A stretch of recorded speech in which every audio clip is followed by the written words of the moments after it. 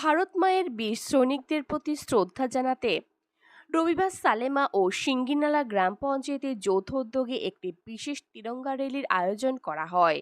এই র্যালিটি Salema agriculture store থেকে শুরু হয়ে সালেমার নাকা পয়েন্ট হয়ে বাজারে এসে শেষ হয়। র্যালির উদ্বোধন করেন ধলাই জেলা পরিষদের অন্যতম সদস্য সন্তোষ দাস। এই উদ্যোগে প্রশংসা করেন এবং দেশের প্রতি সকলের দায়িত্ববোধের কথা উল্লেখ করেন তিনি।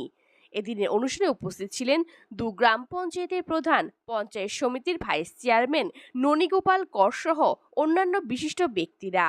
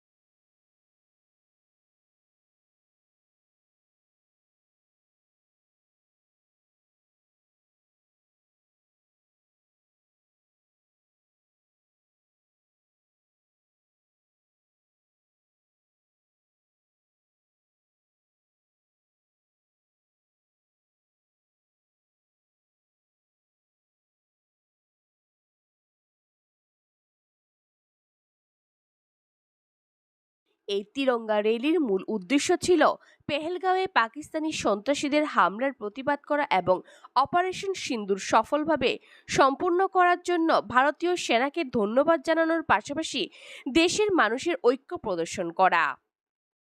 র্যালির অংশগ্রহণকারীরা হাতে তিরঙ্গা পতাকা নিয়ে দেশপ্রেমের স্লোগান দেন এবং দেশের প্রতি তাদের অঙ্গীকার পূর্ণ ব্যক্ত করেন।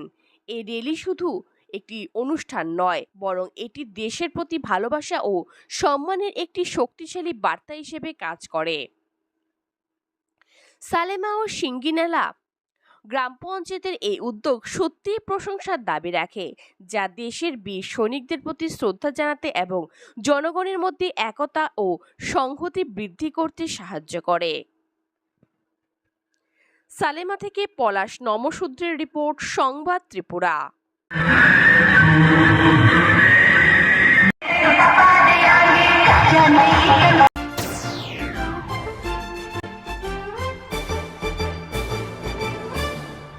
রান্নার স্বাদ এবং গুণমান বৃদ্ধি পানি সিস্টার গুঁড়া মশলা। সয়াবিন আটা সুচির পর প্রত্যেকের সুস্বাস্থ্যের জন্য এবার রান্নার তেলের দায়িত্বেও sister kachi ghani mustard oil. Sister, আপনাদের বিশ্বাস আমাদের দায়িত্ব।